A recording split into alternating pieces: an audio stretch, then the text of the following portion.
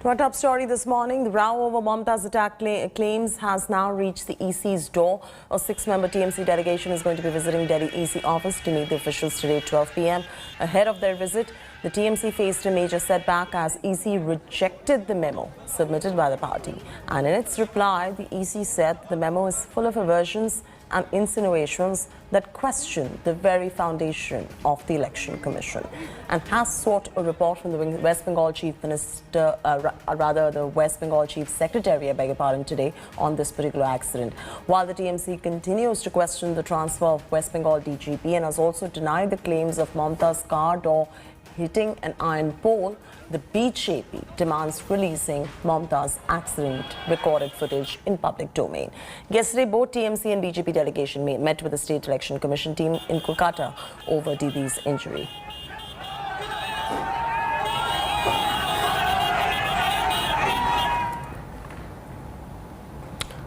Politics has exploded over Bengal Chief Minister Mamata Banerjee's attack claim. TMC MP says Prime Minister Modi hinted at Mamata attack earlier.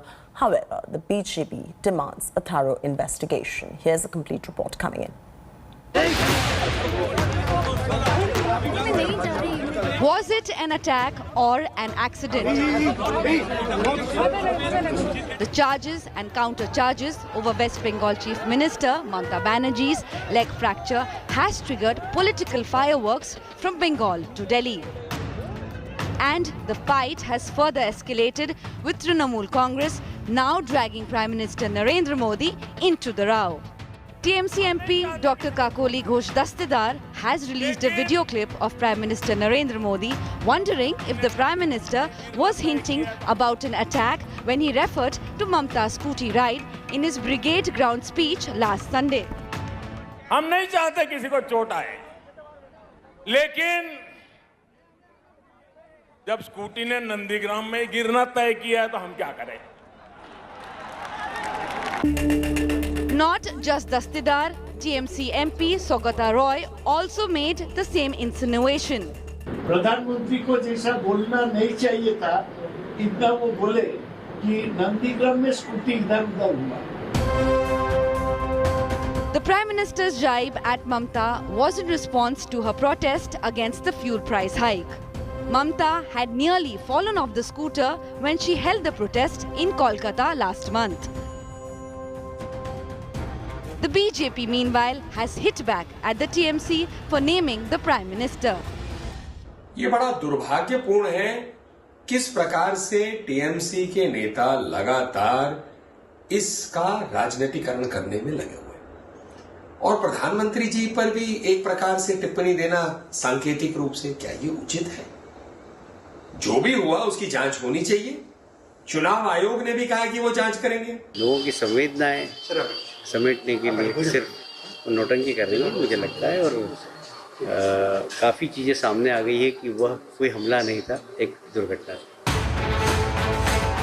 The TMC has been accusing the BJP of a role in the incident that left Mamata in the hospital.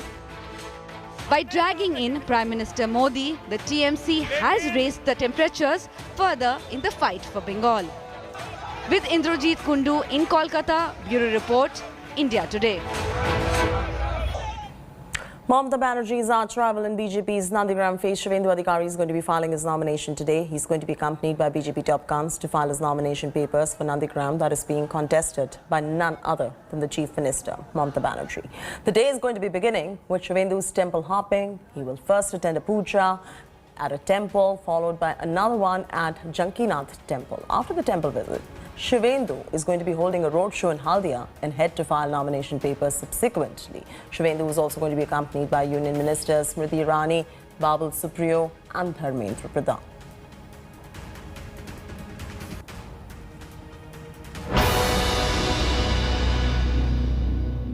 She came here after 5 years gap. When election, on the eve of election, she came here and delivered her speech, and only to collect vote. Are you saying she's opportunist? Guided people. He's completely opportunist. But do you think that she's an outsider? She's an outsider here in Nandigram? She always said Prime Minister outsider. Yeah. For that reason, people of Nandigram are telling that she is also outsider.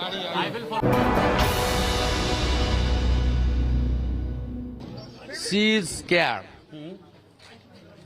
Her appeasement politics now reverse. For that reason, she is uttering wrong Hindu mantra.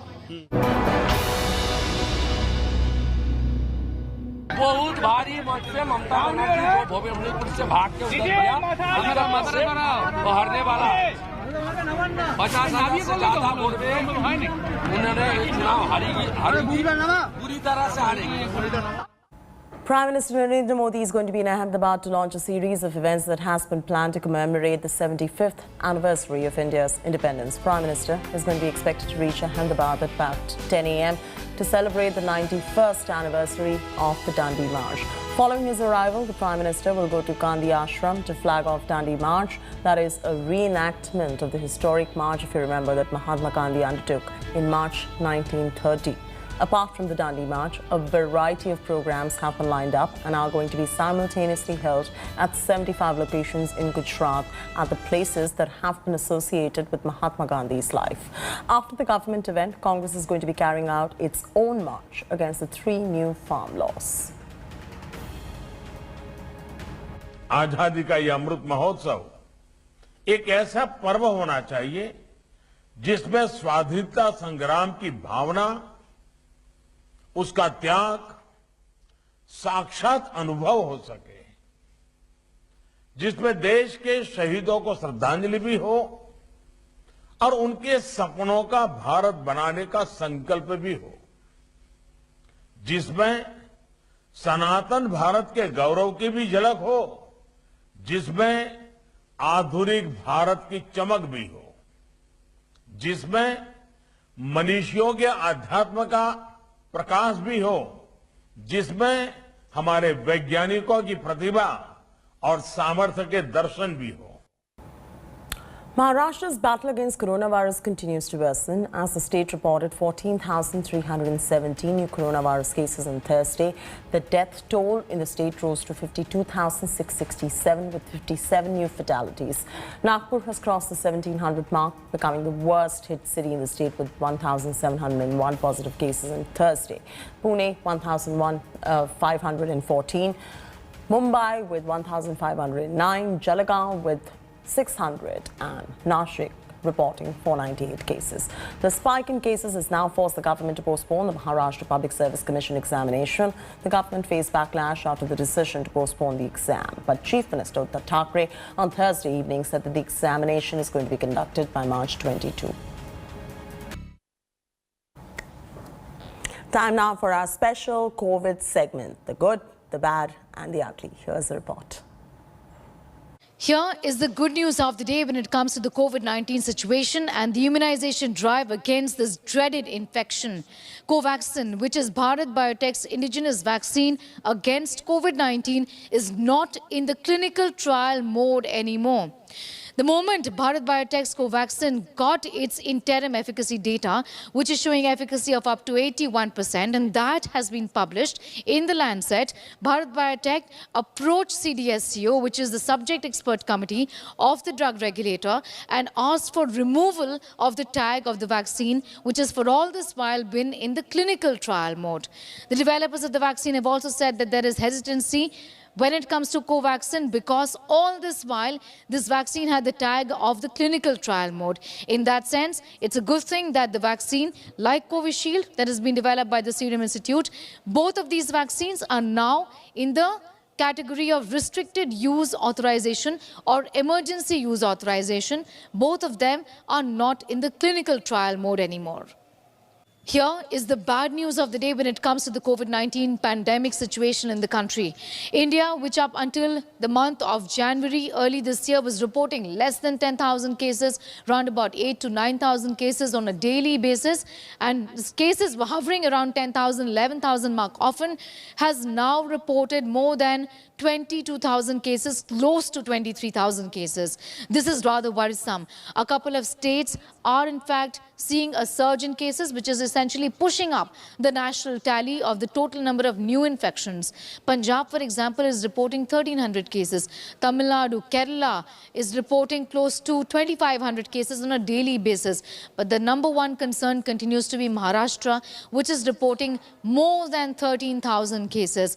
Mumbai city, Pune city, Nagpur, Amravati, these are the areas of concern. There has been a partial lockdown that has been announced in the city of Nagpur from the 15th of March onwards up until the 21st of March, which is going to see government offices having 25% occupancy of their total capacity. Some other restrictions here and there. Essentially, is going to be a conditional lockdown in the city of Nagpur. In other places, night curfew also continues. These measures are being undertaken, but Maharashtra continues to worry, accounting for more than 60% of the total number of cases in the country on a daily basis, pretty much.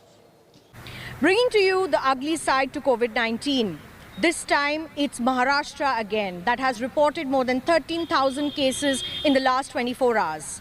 Now, the Brihan Municipal Corporation in Mumbai is finding it difficult to contain the spread of coronavirus, which is why the Municipal Corporation has decided to impose stricter restrictions on housing societies. These housing societies are reporting the most number of cases. At least 90% of the cases, as per corporation records, are being reported from municipal corporation housing societies. They have said that the floors of people with more than 5 cases in a cluster will be sealed. As of today, the municipal corporation has already sealed about 2,763 such floors that have reported more than 4,500 such cases. The municipal corporation has also said that restriction of movement of those who have tested positive as well as contact tracing is utmost important to contain the continuous spread of the coronavirus in the city that has been witnessing more than 1,000 to 1,200 cases daily as the pandemic progresses in Maharashtra, especially in the urban city of Mumbai. India will take on England in the first T20 of the 5-match series in Ahmedabad. The series could well be the audition for the T20 World Cup scheduled to be held later this year. It's game time at Motera. After winning the Test series 2-1, India will turn their attention to T20s when they meet England in a 5-match series. 26 games. India will host T20 World Cup later this year. But for Indian Vice Captain Rohit Sharma, it is all about focusing on the present. The future will take care of itself. If we focus on the present, future will be bright, obviously. We just need to focus on what's in our hand and focus on the present and do these little things right. It's a 5-match series. It's a long series. And as a team, for us, it's important to see where we stand as a team, where we stand as individual also. There are many new faces who have received Made in India call-up, and it will be a tough call that Kohli and the team management needs to take for the final playing 11. While Captain Virat Kohli is clear with the opening pair of Rohit Sharma and KL Rahul to start the series, it remains to be seen who will be the choice between Shreyas, Surya and Ishan for the number 4 spot. If Rohit plays, then it's quite simple. KL and Rohit have been consistently performing at the top of the order for us, and those two would start. In a situation where a Rohit takes rest or a KL has a niggle or something like that, then Shikhi obviously comes in as the third opener. But the starting composition, Rohit and Rahul will be the ones who will start. With the unavailability of T. Natarajan in the bowling department, Bhuvneshwar Kumar will be back leading the pace attack. Leg spinner Varun Chakravarti may have to wait more for his debut as he has failed the fitness test again. With England's weakness against slow bowlers well documented in these conditions, Chahal could have both Washington Sundar and Aksar Patel for company, which leaves Shardul Thakur, Deepak Chahar and Navdeep Saini in a 3-way battle. The next week and a half would be an indication as to which direction the teams are headed in terms of preparations for the marquee event later this year. Sports Bureau, India Today. After the power-packed India Today Conclave East, now gear up today and tomorrow for India Today Conclave South. It is the 4th edition and we can say with utmost confidence that the stellar lineup on one stage is going to leave you awestruck. Here's a preview of the conclave. The political mercury is rising and the scorching winds of change are once more blowing through the peninsula. May 2nd will decide many fates. But before the mandate is decided, we bring you from Chennai the biggest thought leadership summit. Both the chief ministers of Tamil Nadu and Kerala will be in attendance. For a national perspective on Dravidian politics, here JP Nadda and Union Finance Minister Nirmala Sitharaman. Union Minister S. Jayashankar will be joining us for a detailed conversation on the Modi government's external engagements. Hear the call of the challenger with M.K. Stalin. Kannimozhi Karunanidhi will speak to us on rising above the challenges of being a woman in politics to script success. Former Finance Minister P. Chidambaram will join us on the conclave stage to delve into what needs to be done to get the economy back on track amid a pandemic. The new entrance in Tamil Nadu politics, legendary actor Kamala Hassan, will be joining us, donning the politician's hat this time. Sasikala's nephew, TTV Dinakaran, will get candid on what his political strategy will be. Spiritual guru and Isha Foundation founder, Sadguru Jaggi Vasudev, will be joining us to discuss the importance of debate and dissent in a democracy. After his government collapsed, former Puducherry Chief Minister V. Narayanswamy tells us why he's confident of returning to power in the Union Territory. The Governor of Kerala, Arif Mohammad Khan, and Governor of Telangana, Puducherry, Tamilisai Soundarajan will be in attendance. Watch out for the most fiery face-offs. Congress leader Shashi Tharoor and BJP's Ram Madhav on politics of polarization versus politics of appeasement. Young leaders Tejasvi Surya and Supriya Srinath will face off on the politics of divide. And it's not just the biggest faces of politics, but entertainment too. Actor Aditi Rao Hydari will join us for a discussion on how she balances films in the north and south. You can also catch Yuvan Shankar Raja perform live on the conclave stage. Hello everyone, this is Rahul Kamal here. Hope you enjoyed this video. For the latest news and analysis, like and subscribe the India Today YouTube channel and don't forget to press the bell icon to stay updated.